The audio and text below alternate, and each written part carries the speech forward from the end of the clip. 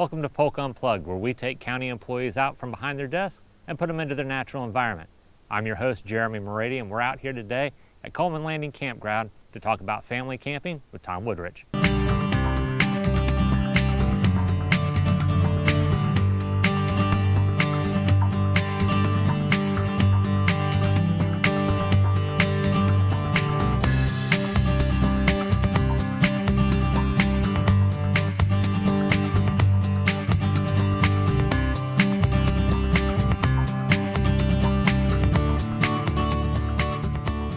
All right, we're out here with Tom Wodrich, who's principal planner for Polk County. Thank you for joining us today. And I want to talk to you a little bit to see a little bit who you are, what you do, and really kind of how you got here. I know you hail from up north, so why don't you talk to us a little bit about your time in Yankee country? Yankee country. Well, I was originally born in New Jersey. And my family moved to Ohio when I was young. So really I was raised, and I lived there all the way through, even through my college years. So I was really raised in Ohio. Dayton, Ohio, which is kind of central but western Ohio. Okay. And my mom's family, actually her whole side of the family is from north of Columbus. And my dad is from New Jersey. So that's actually where the two of them met, was in Ohio. And they first lived after they were married kind of in New Jersey, actually in Illinois for about a year where my brother was born, and then moved to New Jersey where I was born, in the same hospital that my dad was born at. Oh, nice. Same town, yeah. And so my dad's whole side of the family is there, my mom's whole side of the family is Ohio. But New Jersey is a little expensive to live, and there were some opportunities in Ohio for what my dad was doing in banking at the time. And he moved out and started a life out there. But again, really close to my mom's side of the family, so it was still a connection. But that's where we were raised, is Ohio. So you come from a big family, or? Two brothers, not a real big family, just Okay. Just the three of us. We're all spaced out about 2 years apart. All right. We're all did a lot of things together, outdoors, camping, scouting. A lot of the things that we did together as a family, most of what we did together. So. Well, you're a planner now at Polk County.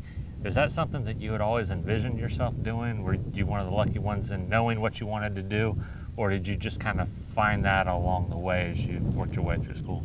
Yeah, I started out at a young age. I was the guy with the chemist set and the lots of Legos and always building something. Those were my, I guess, toys. My experiences as a young child is putting things together, constructing things, building things, figuring out how something works, etc. So as I grew up and I started looking, towards the end of college, my Eagle Scout project was landscaping my middle school. Actually, I designed it, budgeted all the materials, got all the labor together, which you have to do, and coordinated everything with the school. Went and met with the school board to give them my proposal, and went forward with that project. And the landscaping is still there to this day at that middle school. It still looks, and it was all overgrown and terrible looking before I came in and redid it, and now it still looks nice. So I worked in landscaping, cut lawns as a job as early as like 13. I was being paid for it. Of course, I did it earlier as a kid at the house.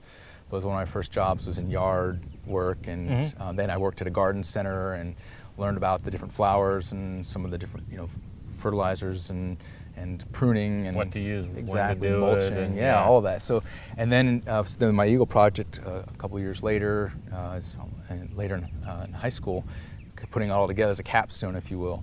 And then I started thinking about what I wanted to do during those formative last years in high school, and landscape architecture really kind of popped out. So I started looking for different places to go for landscape architecture, and started in environmental design and landscape architecture in college. And it really wasn't, the drawing part was not my interest as much as putting the project together and making sure it happened and seeing it, putting all the pieces together, but not the guy drawing. Now, when you say landscape architecture, for the folks who aren't familiar with that field, tell us a little bit about what that Landscape is. architecture is more than just landscape design. It goes almost into the construction or reshaping of the earth or areas around the buildings to really complement the architecture or the layout of the whole site. So beyond just simple design of the plants that will go there, sometimes you're constructing an entirely new landscape in terms of the topography, or rerouting a stream. I'm talking a tributary, not a major river, but I mean, you're bringing a feature in. Central Park looks like this natural feature in New York City, but that was all entirely designed by Frederick Law Olmsted. It's all the undulating hills, the lakes, the rock formations. Some of it was there, but he added some of that. Bridges to really help you experience the landscape. So you tie in a little bit of nature, a little bit of man-made to give an overall landscape experience. And if anybody's been to the Biltmore, that was also designed by Frederick Law Olmsted. And as you drive up to the house, you think, wow, what a beautiful landscape, and these trees every single one of those was planted, it was bald. So landscape architecture is a way of designing the landscape beyond just plantings, but how the hills, how it ties into the structure on the site. It's not just the plants and the mulch, right. It's kind of everything. Okay. So I started on that, and then what I found is that, and I interviewed a couple landscape architects going forward from that, and when they told me how many times you're going to want to practice planting or drawing, either lettering or drawing this bush over and over and over again, so you can, because it was all done by hand back then, and I lost a little interest on that repetitive drawing aspect of it, because drawing wasn't my interest, although I can draw, and I used to draw a lot when I was growing up and still do some. It was on the doing and the putting the project together. And then I ran into the field of planning, and they said, well, if you're not interested in landscape architecture, planning is another method that kind of sounds like it groups your interests together. And from there, I kind of took off. So environmental design, planning, and project management was really the direction I went. Okay, so you're going along that route. Now, when you come out of college, you didn't go straight into that, right? No, I went with a good friend of mine, a roommate of mine for years, and his brother and another friend of ours. We were all roommates at one point. There's a camp out in West Virginia in the hills that is a YMCA camp, and it helps disadvantaged or poor children or even disabled children to have an outdoor experience and get away from their daily environment excuse me, for a week or so to experience the outdoors. And I'm talking, this is a valley in the middle of nowhere with a river running through it. I mean, just like River Runs Through It, if you've ever seen that movie, it's like in nature, in the middle of nowhere. The cabins don't have electricity. You're running off kerosene lanterns. And you really bring these children out of their environment, because they don't come with shoes on their feet. They're coming for a week of camping, and they have the clothes on their back for 7 days. And so, there's a donation bin that we have, or a donation collection system that they had to bring and distribute clothing. So that raw experience of teaching kids outdoors, I mean, I taught rifle shooting and hiking, and we had campfires and singing and all that. And you're really helping kids directly. And with my scouting career, growing up, and a lot of the interest I had in education as well at the time, I almost became a teacher. It was between landscape architecture, planning, and teaching. It really clicked with me. And then at the end of, I had that experience after college, but before I finished college, I was interviewing for my job. I already had a job set up before I had my summer after college, right? And I called the firm, and it was a private firm up in Chicago, Evanston actually. And I asked them, okay, I just need these 5 or 6 weeks to go have this experience with my brother and a couple of my roommates from college. And they let me go up there, and I went afterwards. After having that experience in the woods, I went back to Chicago and started my job at a desk in the big city, and it didn't click. I think when you experience something as powerful as helping children, and I was responsible for the children with hemophilia, and a lot of the kids, and they just crawl over you and pal up with you, and really you can feel the appreciation coming off them. And then sitting at a desk analyzing demographics it just felt, the contrast was so stark that I took a step back and I said, I don't know if this is for me. And I went back into outdoor education and worked, and I taught horseback riding at another camp, and really went off and tried to see how that would click and work, and talked with some of the people in outdoor education and saw how that career could progress. And at some point, it's interesting, the planning bug came back. Well, let's take a look and see what exactly you do. All right. I'm a principal planner here in the Long Range Planning Division. We do an analysis of infrastructure and create community plans to ensure that the development of Polk County progresses in an orderly and efficient manner, in an attractive manner, one that creates economic development and great communities throughout our Polk County. We save the taxpayers money. They pay taxes every year, and those taxes go to providing services that help support the way they get to work every day on a road, the way their kids get taught in a school building, when they go to turn on water at their house, the water that comes through those pipes, all that costs money, and they pay for that through their tax bill. And what we do in land development and long-range planning is ensure that things get distributed throughout the county in a really tax-efficient manner. We also look at development in a neighborly sort of way. Like, would I want this kind of business or factory right next to my house, or would I want to have my school right next to an industry that produces a lot of smoke and noise, per se. So we look at those two types of things. We look at how businesses and communities and residences grow together, and we look at how we can make the best use of the taxpayer's dollar.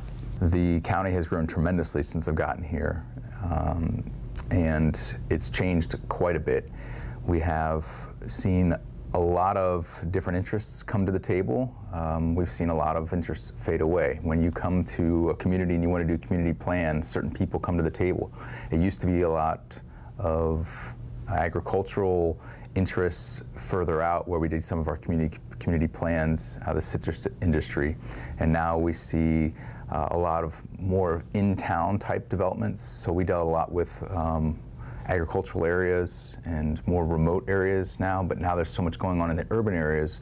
We have a lot of our business, a lot of the activity that we do as a department here involves things where city and country collide, or where that line is, where the country meets the city, or even within areas that are next to cities, because there's a lot of Polk County that is right next to the cities that you wouldn't know. Driving down Cypress Gardens Boulevard, it goes county, city, every other, let's say, parcel, every other piece of land, and you wouldn't know that you're actually in the county now or you're in the city now.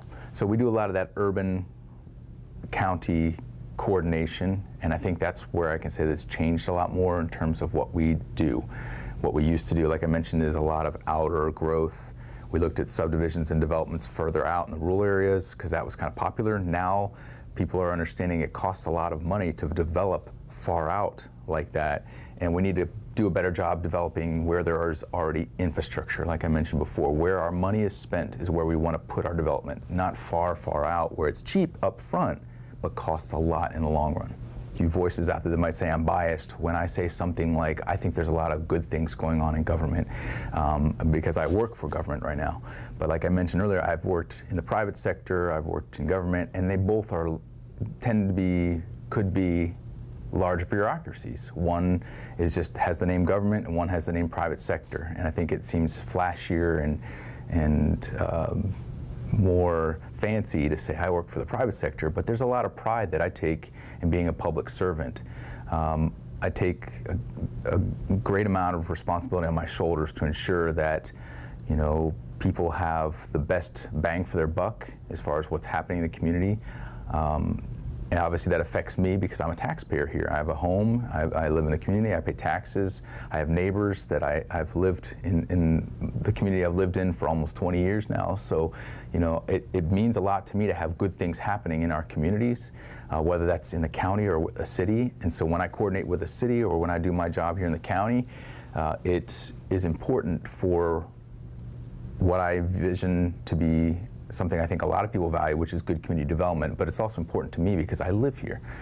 We want to create quality places where people live and enjoy living, where they can raise a child, live alone, and grow old, all in the same communities, and have ways to get around and do the things they want to do. From the perspective of democracy, if you want to say that, I think that planning is really important because we strive really, really hard in our organization to make sure people are involved in the decisions made here. and have a voice in what's going on and understand. We speak on a level and we use words that sometimes are very complicated, but we're always willing to explain that, take questions, criticisms, and hopefully sometimes compliments on what we do here, because we want it to be a very involving, engaging place in Polk County. All right, well, we just got done seeing what you did, what all you do in the county. Now I want to talk to you a little bit about what you do when you get outside and you're not, in that county admin building. And I understand that you do camping and have been doing that for quite a while. Yeah, we started out camping when I was a little boy. My family started out in the big canvas tent, the ones that leak in the rain, and we go camping with friends and enjoy. Those are like the together. big, like 100-pound. Yeah, the big ones you roll out and yeah. it takes up the whole trunk, and you're unrolling that thing and pray that it doesn't rain. And if it does, you pray that your air mattress is up high enough to keep you out of the little moat inside the tent of water that floats around in there. But we always had fun. My parents, we started out with a canvas tent like that. Then we eventually did buy one of those pop-up campers, kind of progressing, along. But outdoors and being out in nature and experiencing all this beauty and getting out of fresh air and enjoying the wilderness has always been part of the family. We were in Scouts growing up and big scouting family. All three of the sons, my brothers and I were all 3 Eagle Scouts. We've been all over the country, backpacking, mountaineering, climbing, you name it. So Okay. it's been a central theme to a lot of the adventure that's in our family. Now, what's family camping like compared now to what you were growing up? Well, of course, you take a more active role as the parent, you Yeah. know, and you're making sure the whole campsite's set up, and you're helping the kids to make sure they're part of it and all that. But when I was in Scouts, the whole thing was learn how to plan, think ahead, be prepared, and so the way I was raised, it isn't really much different because we were always active in putting the camp together and setting it up when we were kids. So now it's really just, a lot more of that. You're teaching your children or you're teaching your friends' kids or your other friends how to do it. But really I'm doing what I did when I was younger anyway. Yeah. Yeah. Well, now, so, starting out with your family and Boy Scouts and stuff like that, whereabouts were you camping there? I grew up in Ohio, Okay. so up north, and did wilderness survival camping in the snow and,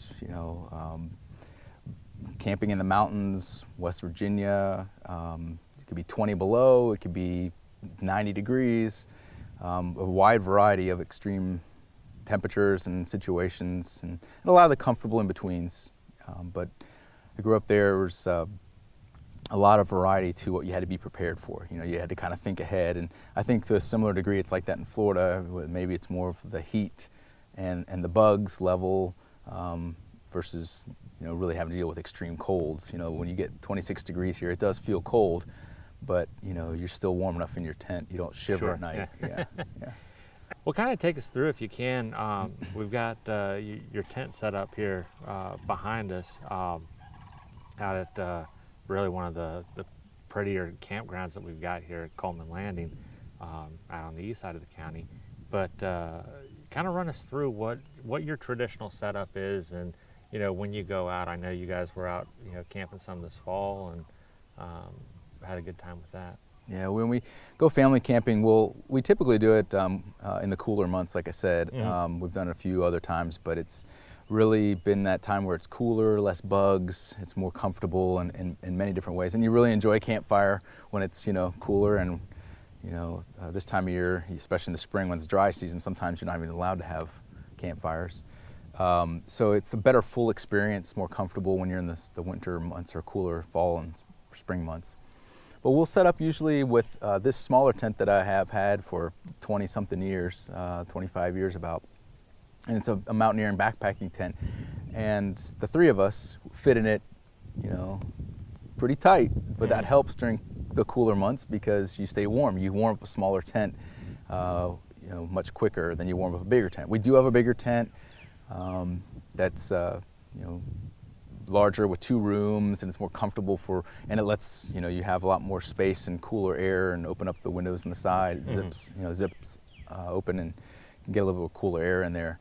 But this is the one we prefer. It's smaller. You can fit into tighter spots. If you have a smaller campsite, you want to take less gear in a smaller car, it's really nice to have a small tent.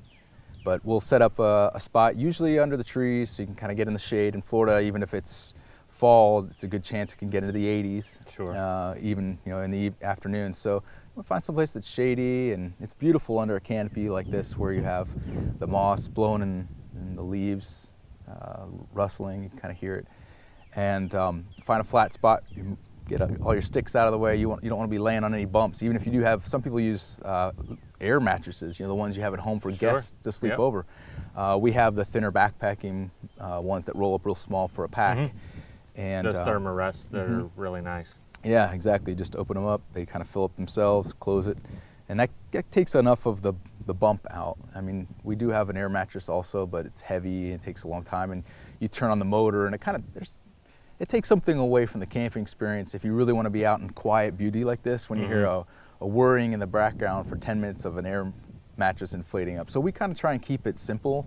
And when we go with friends, they may have their air mattresses, and that's fine. But when we go by ourselves, or even in groups, we try to make it so you enjoy the quiet, the peace and quiet of outdoors, and we keep it on that level. We don't bring make it gear heavy and get a whole lot of things you have to set up. And Yeah, you don't want to overthink it too much. exactly, Yeah. just keep it simple, and you find the beauty in that, and you find the relaxation in that when you keep it simple. If you just plan a little bit ahead to make sure you got your bases covered, but then don't overdo it, because you're out here to kind of break away from all that complexity and technology, and Disconnect. you're here to disconnect and enjoy. Yeah. Well, let's take a little bit of a look at the different gear that you use and some of the tips that you've learned over the years. Yeah, sounds good. All right. All right. All right, so we want to go through a little bit about, what you carry with you when you go out, whether hiking, camping, whatever. You're very good on being prepared. I think that's the planner in you. But kind of take us through a little bit on what you've got here to show our folks. Well, I think everybody knows that you're going to have a sleeping bag, and depending on when you camp, you might not even need that. You could just get away with a blanket from home or a sheet or something. So when you're in the tent, we kind of talked about a little bit of padding between you and the floor is nice, or the ground is nice, because it's can be hard wherever these campgrounds, a lot of it's packed down, so you're going to want a little padding. So I think that's kind of obvious is what you need for sleeping. So we won't go too much in that. I just thought I'd go into some of the other things that you typically need. I know people bring coolers full of food. That's kind of obvious too. So these are some of the little things that maybe you didn't think of, or probably you did think of, but just kind of making sure you have it.